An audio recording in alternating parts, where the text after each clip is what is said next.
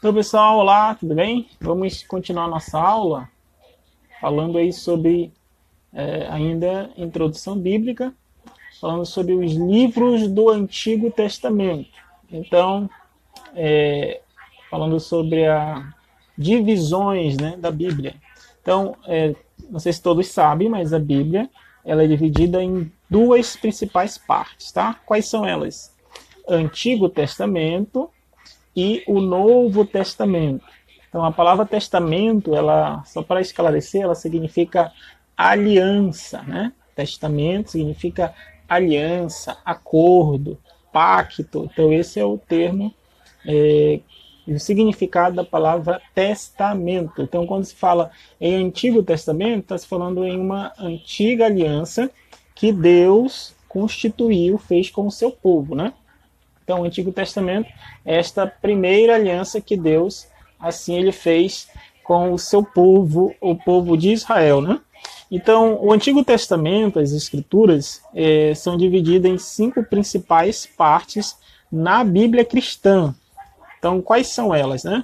Nós conhecemos a primeira divisão seria a lei, conhecida também como Pentateuco. A palavra penta significa 5, né? Então 5. Por quê? Porque são os 5 primeiros livros da Bíblia. Aí depois a divisão é em lei, poesia, história, e vem depois os livros proféticos, que são subdivididos em 2 também. Profetas maiores e profetas menores. Então, os livros da lei ou Pentateuco, os 5 primeiros livros, eles são divididos assim: Gênesis, Êxodo, Levítico, Números e Deuteronômio.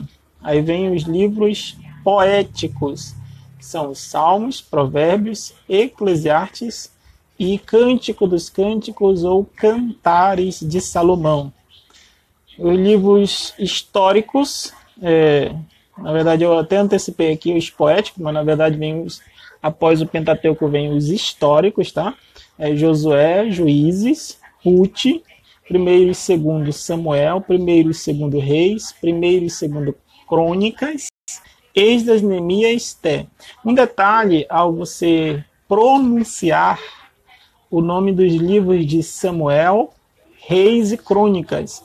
Geralmente, muitas pessoas chamam, ao citar os livros de Samuel, Reis e Crônicas, eles falam 1 Samuel, 2 Samuel, ou 1 Reis, 2 Reis, 1 Crônicas, 2 Crônicas. Mas, na verdade, por se tratar de livros, nós não podemos utilizar o termo 1 Samuel. Mas nós devemos falar, né, o mais correto seria chamar primeiro livro de Samuel, ou 2 Samuel, 1 Reis, porque não é 1 Reis, é 1 livro dos reis, tá?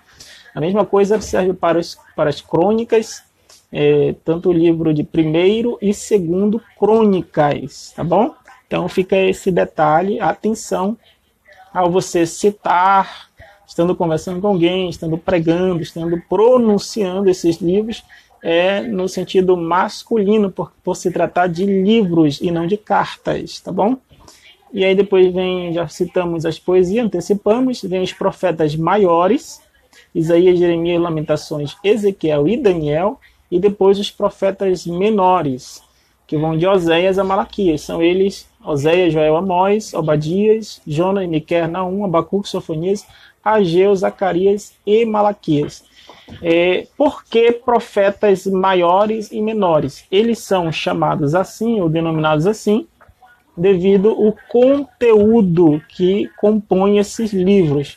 Os profetas maiores, eles têm uma maior produção, maior conteúdo, por isso assim são denominados ou classificados como profetas maiores. E os profetas menores, se você for observar e comparar com os profetas maiores, né, os menores eles têm um conteúdo menor. Então, não que eles sejam menos relevantes ou menos importantes. Todos são importantes. Inclusive, nós encontramos nos profetas menores profecias acerca do Messias, profecias escatológicas, profecias sobre o fim, né? Então, eles têm a mesma autoridade, a mesma significância, mas são assim denominados por conta do conteúdo e não por causa de importância, tá bom? E nem porque uns são mais altos, outros são mais baixinhos, tá bom? Então, só para esclarecer essa questão. Os livros do Novo Testamento, eles são subdivididos no Novo Testamento, ou a Nova Aliança, que Jesus fez no seu sangue, na cruz do Calvário, né? E ali na ceia, ele assim considerou, juntamente com os apóstolos, dizendo que estava fazendo uma nova aliança no seu sangue. Então, são eles assim subdivididos em evangelhos, história e as epístolas em um livro de profecia, tá bom? Então, os evangelhos são Mateus, Marcos, Lucas e João. Temos um livro histórico, que é o livro de Atos dos Apóstolos. As epístolas são Romanos, 1ª e 2ª Coríntios. Agora sim eu falo 1ª Coríntios, 2ª Coríntios, e não primeiro ou segundo, porque por se tratar de epístolas, por se tratar de cartas. Então eu chamo, assim posso falar, como 1ª Carta de Paulo aos Coríntios.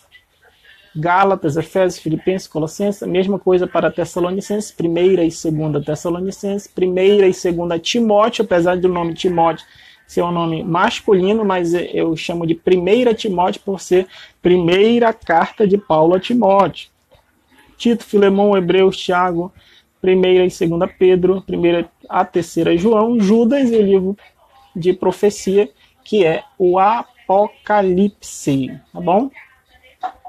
Outra coisa que eu queria estar falando aqui também a parte desta aula é sobre a inspiração das Escrituras. Nós acreditamos piamente que a palavra de Deus ela é inspirada, foi inspirada por Deus. O termo grego para inspiração é theopneustos, ou seja, soprado por Deus. Nós temos 2 textos, que é 2 Timóteo, capítulo 3, versículo 16, e 2 Pedro, capítulo 1, versículo 21, onde em 2 Timóteo 3,16 está escrito assim: toda a escritura é divinamente inspirada e proveitosa para ensinar, para repreender, corrigir, para instruir em justiça. Então, 2 Timóteo 3,16 diz que toda a escritura é divinamente inspirada.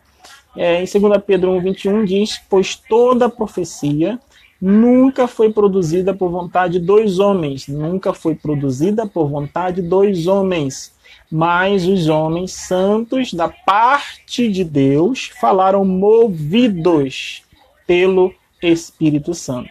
Então nós temos esses textos aí para a nossa reflexão e estudo, entendendo que como aconteceu a inspiração, ela não ocorreu de uma maneira mecânica, em que o Espírito Santo falou, Deus moveu os homens e eles foram robotizados ou eles foram marionetes conduzidos por Deus. Não, Deus não assim fez, mas usou as suas faculdades mentais, usou a sua própria, os seus próprios conhecimentos, e através das suas habilidades e conhecimentos, Deus assim foi usando esses homens como instrumentos na terra para escrever a sua palavra. Eles escreveram de forma natural, escreveram na sua sã consciência, eles não entraram em transe, eles não entraram, não foram arrebatados para poder escrever, mas eles foram naturalmente escrevendo, mas toda a inspiração, toda a condução do texto, todo aquele mover que estava acontecendo na vida deles foi movido pelo Espírito Santo, tá bom?